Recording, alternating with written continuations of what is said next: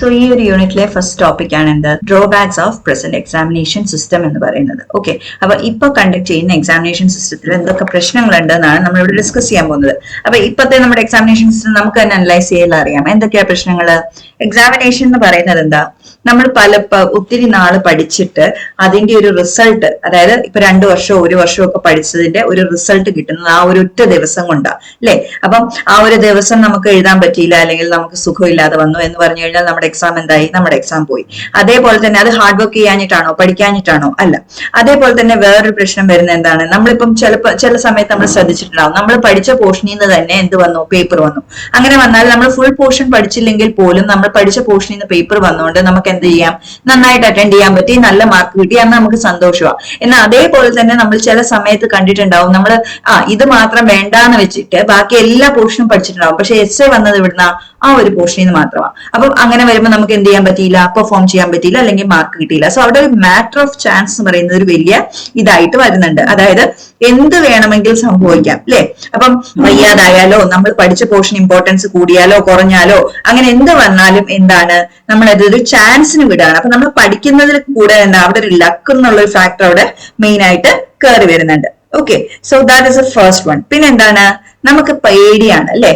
പേടി എന്ന് പറഞ്ഞാൽ എന്താ, ഫ്രസ്ട്രേഷൻസ് ആൻഡ് ടെറർ ആണ് ഈ എക്സാമിനേഷൻ എന്ന് പറയുന്നത്. ഫ്രസ്ട്രേഷൻസ് ആൻഡ് ടെറർ എന്ന് പറഞ്ഞാൽ എക്സാം എന്ന് പറയുമ്പോൾ നമുക്ക് എപ്പോഴും എന്താ, മനസ്സിലൊരു പേടിയാ. കാരണം എന്താ, നമ്മളെ അത് അനലൈസ് ചെയ്യുന്നത് നമ്മുടെ മാർക്സും ഗ്രേഡ്സും ഒക്കെ വെച്ചിട്ടാണ് അല്ലെ. അപ്പം ആ ഒരു ടെൻഷനോട് കൂടിയിട്ടായിരിക്കും നമ്മൾ എപ്പോഴും എന്ത് ചെയ്യുന്നുണ്ടാവുക, എക്സാമിനേഷൻസ് കൊടുക്കുന്നുണ്ടാവുക. അപ്പം അങ്ങനെ വരുമ്പോൾ മനസ്സ് സുഖമല്ല, മീൻസ് മനസ്സിന് ഒരു സുഖമില്ലാതെ if we are in A tensed position, നമുക്ക് എന്ത് ചെയ്യാൻ പറ്റില്ല, നമ്മുടെ പെർഫോമൻസും അതേപോലെ തന്നെ മാക്സിമം ലെവലിൽ നമുക്ക് പെർഫോം ചെയ്യാൻ പറ്റുന്നില്ല.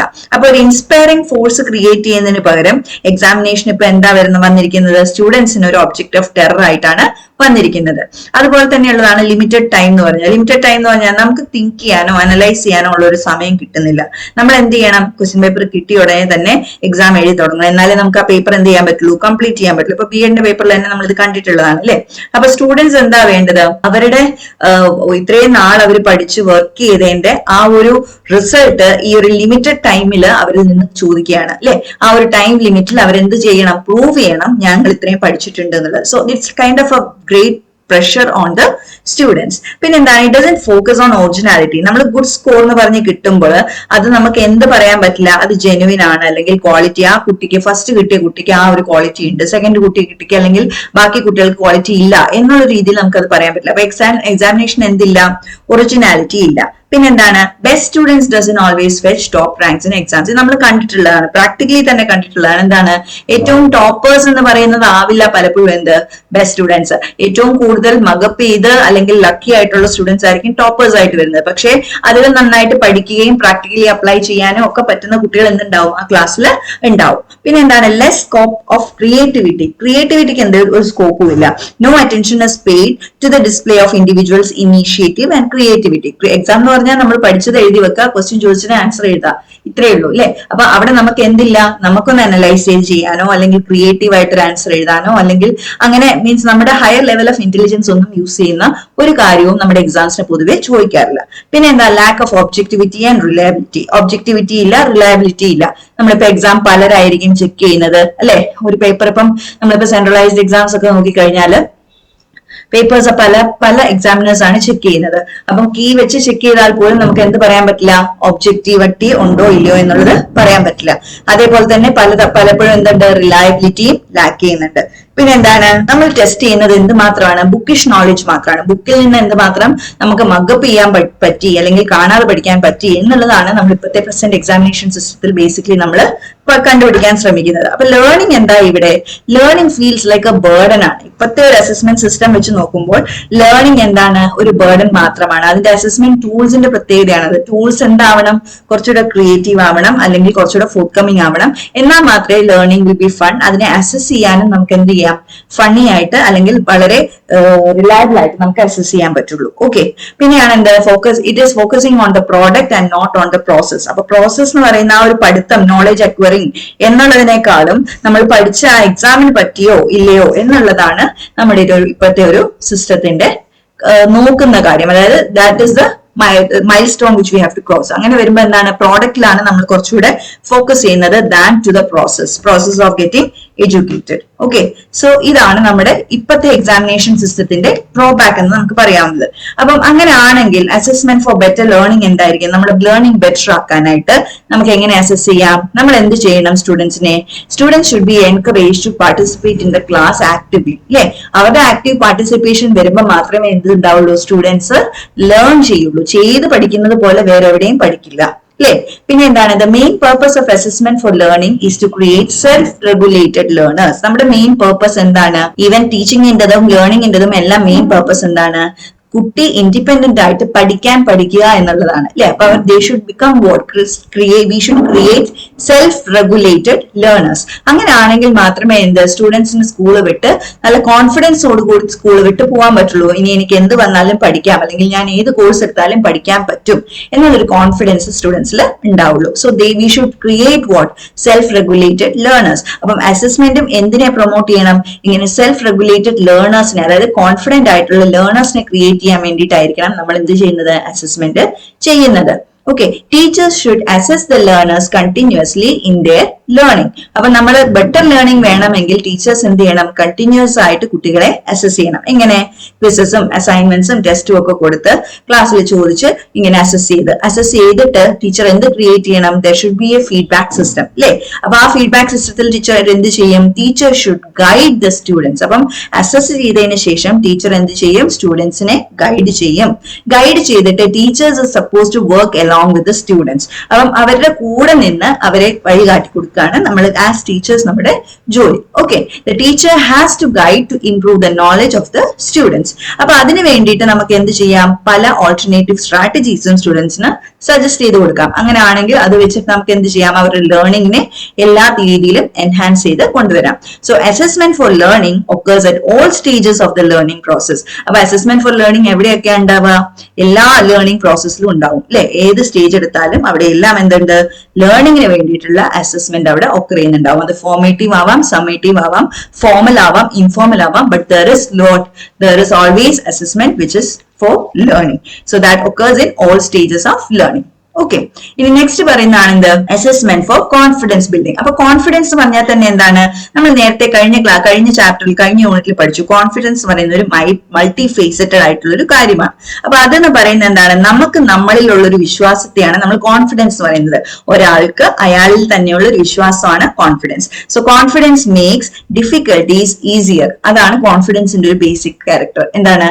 നമുക്കിപ്പോ പാടാന്നൊരു കാര്യം നമുക്ക് തോന്നിയാൽ പോലും നമ്മൾ അതിൽ കോൺഫിഡന്റ് ആണെങ്കിൽ, അല്ലെങ്കിൽ നമ്മളെ കുറിച്ച് കോൺഫിഡന്റ് ആണെങ്കിൽ അത് നമുക്ക് ചെയ്യാം എന്നുള്ളൊരു മനസ്ഥിതി നമുക്ക് വരും. സോ കോൺഫിഡൻസ് എന്ത് ചെയ്യുന്നുണ്ട്? നമുക്ക് മുന്നിൽ ഡിഫിക്കൽട്ട് ആയിട്ടൊരു സബ്ജക്ട് വന്നാലോ അല്ലെങ്കിൽ ഡിഫിക്കൽട്ട് ആയിട്ടൊരു പ്രോബ്ലം വന്നാലോ അത് അറ്റംപ്റ്റ് ചെയ്യാനായിട്ട് നമുക്കൊരു ധൈര്യം തരുന്നതാണ് എന്ത്? കോൺഫിഡൻസ് പറയുന്നത്. അപ്പൊ കോൺഫിഡൻസിന് എന്ത് ചെയ്യാം? നമ്മുടെ ഒരു എന്താ പറയാ ലേണിംഗിനെ എല്ലാം ഒരു പരിധി വരെ അല്ലെങ്കിൽ ഒരു പരിധിക്ക് മേളിൽ നമുക്ക് അവർക്ക് എന്ത് ചെയ്യാം? എൻഹാൻസ് ചെയ്യാം കോൺഫിഡൻസ് ഉണ്ടെങ്കിൽ. Okay, so provide positive statements that accomplishes the effort of the students. അപ്പൊ നമുക്ക് സ്റ്റുഡൻസിൽ എന്ത് ചെയ്യണം? കോൺഫിഡൻസ് ബിൽഡ് ചെയ്യണം. എങ്ങനെ ചെയ്യാം? സ്റ്റുഡൻസ് ഇപ്പൊ നല്ലൊരു കാര്യം ചെയ്താൽ നമ്മൾ എന്ത് ചെയ്യണം? അവരെ പോസിറ്റീവ് ആയിട്ട് തന്നെ അവരെ എന്ത് ചെയ്യണം? We should appreciate dum. Okay, so അങ്ങനെ അപ്രീസിയേഷൻസ് കിട്ടുമ്പോൾ സ്റ്റുഡൻസ് പിന്നെയും അടുത്ത കാര്യം ട്രൈ ചെയ്യാനും എന്തായിരിക്കും? കോൺഫിഡന്റ് ആയിരിക്കും. പിന്നെ എന്താണ്? We should set goals for the learners. Set goals for the learners പറഞ്ഞാൽ എന്താ? ചെറിയ അച്ചീവബിൾ ആയിട്ടുള്ള ഗോൾസ് നമ്മൾ ലേണേഴ്സിന് സെറ്റ് ചെയ്ത് കൊടുക്കുക. ഓരോ ഗോളും അച്ചീവ് ചെയ്യുമ്പോൾ എന്താ ഉണ്ടാവുന്നത്? ആ കുട്ടി കുറച്ചുകൂടെ കോൺഫിഡന്റ് ആവുകയാണ് ചെയ്യുക.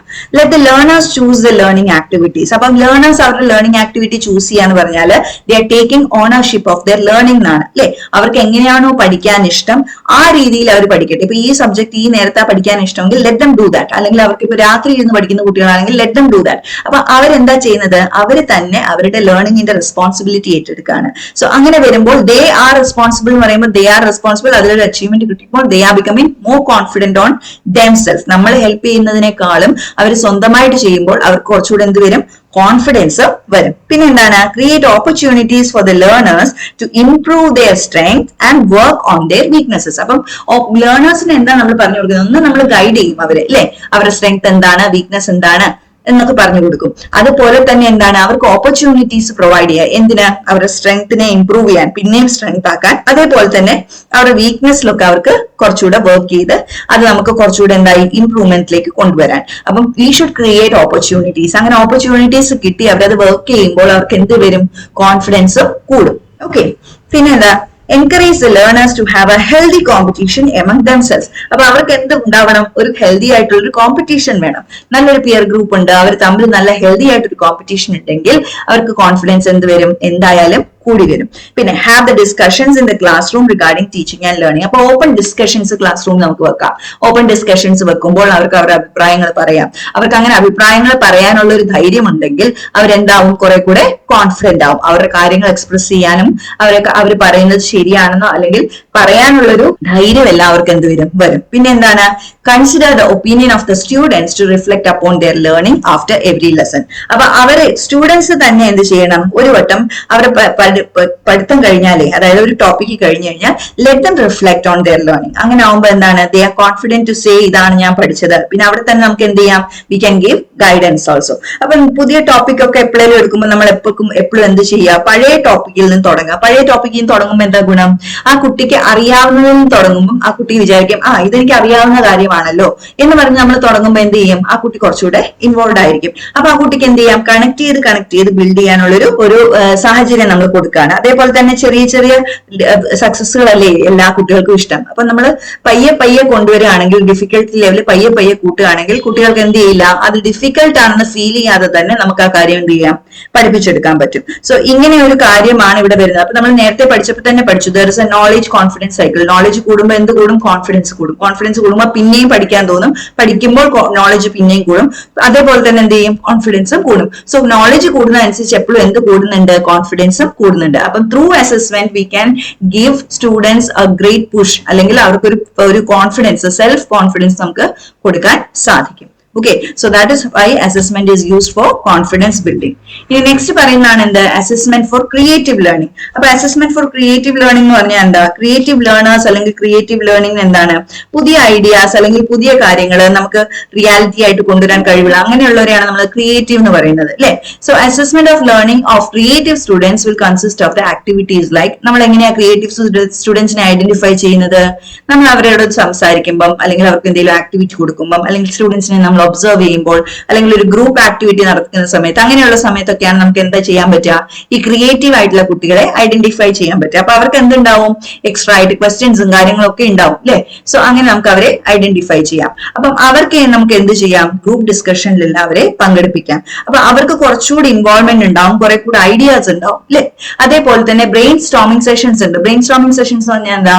ഒരു പെർട്ടിക്കുലർ ഏരിയ നമ്മളിപ്പം സംസാരിക്കുകയാണെങ്കിൽ അതിന്റെ വരുംവരായികൾ, പോസിറ്റീവ്സ്, നെഗറ്റീവ് എല്ലാ കാര്യങ്ങളും നമ്മളിപ്പം അതിനെ കംപ്ലീറ്റ്ലി അനലൈസ് ചെയ്യുന്നതിനെയാണ് ബ്രെയിൻ സ്റ്റോമിംഗ് സെഷൻ എന്ന് പറയുന്നത്. ഓക്കെ, അപ്പം അതിൽ നമുക്ക് എന്ത് ചെയ്യണം? അത് നമ്മൾ ആ ഒരു കാര്യം നടക്കുന്നതായിട്ട് കണ്ടാൽ മാത്രമേ അതിൽ നമ്മൾ ഫേസ് ചെയ്യാവുന്ന ഡിഫിക്കൽട്ടീസും നമുക്ക് കിട്ടാവുന്ന അഡ്വാൻറ്റേജസും എല്ലാം കാണാൻ പറ്റൂ. സോ അത് ആർക്കേ കാണാൻ പറ്റുള്ളൂ? മോസ്റ്റ്ലി ക്രിയേറ്റീവ് ആയിട്ടും അങ്ങനെ ഇമാജിനേറ്റീവ് ആയിട്ടുള്ള കുട്ടികൾക്കൊക്കെ കാണാൻ പറ്റുന്നത്. അപ്പം അങ്ങനെയുള്ള ഇഫക്റ്റീവ് ആയിട്ടുള്ള ബ്രെയിൻ സ്റ്റോമിംഗ് സെഷൻസിലൊക്കെ നമുക്ക് എന്ത് ചെയ്യാം? ഈ ക്രിയേറ്റീവ് ലേണേഴ്സിനെ ഇൻവോൾവ് ചെയ്യിക്കാം. അതേപോലെ ക്വിസസും, അതായത് എക്സ്ട്രാ ടെസ്റ്റും അങ്ങനെയൊക്കെ നമുക്ക് ഈ കുട്ടികൾക്ക് കൊടുക്കാം. പിന്നെ എന്താണ്? ക്രിയേറ്റിവിറ്റി നമുക്ക് എങ്ങനെ പ്രൊമോട്ട് ചെയ്യാം ക്ലാസ് റൂമിൽ? അതിന് നമുക്ക് പല കാര്യങ്ങളും ചെയ്യാം. എന്താണ്? സെൽഫ് ഇനീഷ്യേറ്റഡ് ലേണിംഗ് പ്രൊമോട്ട് ചെയ്യാം കുട്ടികളുടെ. അതേപോലെ എന്താണ്? ലേണിംഗ് എൻവയോൺമെന്റ് അഡ്ജസ്റ്റ് ചെയ്ത് കൊടുക്കാം. ഓക്കെ, അതേപോലെ മോട്ടിവേറ്റ് ചെയ്യാം, അല്ലെ? അവരുടെ ക്രിയേറ്റീവ് തോട്ട് പ്രോസസ്സിനെ നമുക്ക് പലപ്പോഴും മോട്ടിവേറ്റ് ചെയ്യാം. പിന്നെ അവരുടെ എന്താ പറയാ, ഡൈവേർജന്റ് തിങ്കിങ്, അതായത് അവർ ചിന്തിക്കുന്നത് പല കുട്ടികളും ചിന്തിക്കുന്നതിൽ ഡിഫറെന്റ് ആയിരിക്കും. അപ്പൊ ആ ഒരു ഡൈവേർജന്റ് തിങ്കിങ്ങിനെ നമുക്ക് എന്ത് ചെയ്യാം? കുറച്ചുകൂടെ എൻകറേജ് ചെയ്യാം, അല്ലെ? അങ്ങനെ ആവുമ്പോൾ എന്താവും? അവർക്ക് പിന്നെയും പറയാനൊരു ധൈര്യം വരും.